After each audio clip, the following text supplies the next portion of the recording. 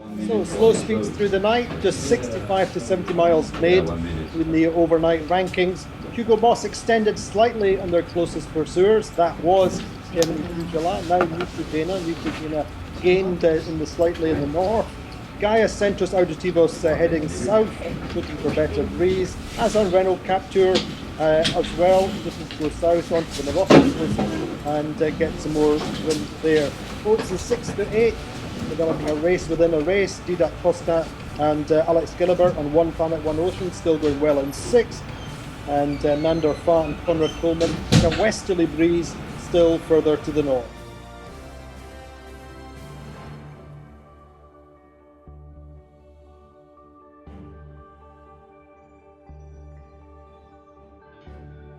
So in first place, Hugo Boss leading Neutrogena. In third, Chemin Pujala. Gaia Centros Auditivos in fourth. Renault Captur in fifth. One Planet, One Ocean, Pharmaton still in sixth. We Are Water in seventh. And Spirit Hungary in eighth. Second day of the race in Mediterranean for the competitors. As we can see for this night, it was east moderate 15 knots wind, so downwind. And we can see they are very close to point Gata point, and they do a few jibing close to this point to keep the pressure of the wind. And we can say only 3 boats pass north of Ile d'Alboran, and only one, Gaes, do a tactical down under the Ile d'Alboran to be very close to African coast. For the moment, we have a good pressure in the sea of Mer d'Alboran, but unfortunately for the later boats, the wind is decreasing. So we can imagine this afternoon a very elastic distance between both parts of the boat. And we can say that the first boat will pass Gibraltar Strait around in the evening, around 17 hours in the evening. And unfortunately for the last part of the race, and especially for Spirit of Hungary, it will get no wind, and a rotation of the wind will come back from west, so very difficult to come back on the race. So we can say that at passage of Gibraltar, we can imagine between the first and the last one, it could be more than 24 hours separation. It looks like your advantage can increase as you get towards Gibraltar into more wind, is that right? Well, that's what the weather forecasts say, but we'll have to wait and see whether it actually happens or not. I'm sure it will. Once we get to the Straits, I'm sure there'll be wind, and there'll probably be a fair amount of wind after the Straits. But it'd be nice to see the wind increasing, like the grid files say it should do sooner than then.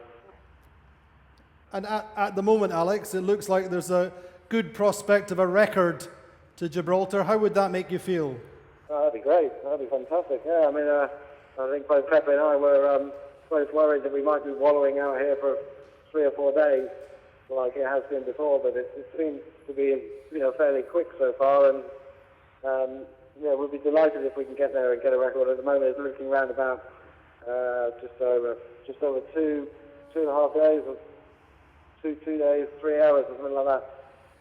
Alex Thompson and Pepe Ribas then on Hugo Boss, very much in the driving seat so far. No problems on board other than tiredness, but really are buoyed by the idea of setting a new record. Never part of the big agenda, but a record is always a nice bonus in any stage in the race.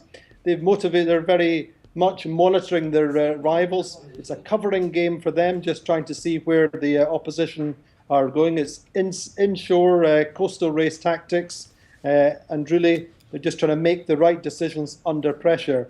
It's really about covering, watching where the opposition goes, and then it's going to be slightly easier as they get down into the neck of the funnel, in towards the Straits of Gibraltar. But meantime, they've had Neutrogena advance in the north slightly. They're big rivals with, even though they're in the same team, with Guillermo Altadil and Jose Munoz on Neutrogena. And at the same time, Bernard Stam and Jean Le Cam are visibly working down towards the south. They said on their video conference earlier on today that they're heading down to the Moroccan coast looking for more wind. So Alex and Pepe really trying to cover all the time as much as possible, as we heard when we spoke with Alex this morning. Normalement, du vent qui devrait tenir jusqu'à la sortie du détroit. Normalement, oui. Ouais. Ouais, je pense. Donc ça, c'était... d'après les fichiers de départ, là, quand on est parti, c'est inespéré, quoi. Ben ouais. Et qu'est-ce que vous avez là actuellement comme conditions sur zone? Là, il fait beau, il y a un ou deux petits nuages, la mer est plate, et puis ben, on a 8, 9 nœuds de vent, donc on fait un bord-bâbord là en direction du Maroc, là, et voilà, et puis ben, on espère que le vent tournera comme on espère. D'accord. Et bon, sinon, rythme de vie à bord, ça y est, vous êtes complètement rentré dans, entre guillemets, la routine d'un tour du monde? Je ne pense pas que ce soit la routine du tour du monde encore. Hein. Là, on n'a pas beaucoup dormi. On commence à dormir là, et puis ben, je pense qu'on va rentrer dans la routine du tour du monde une fois sorti de la mer.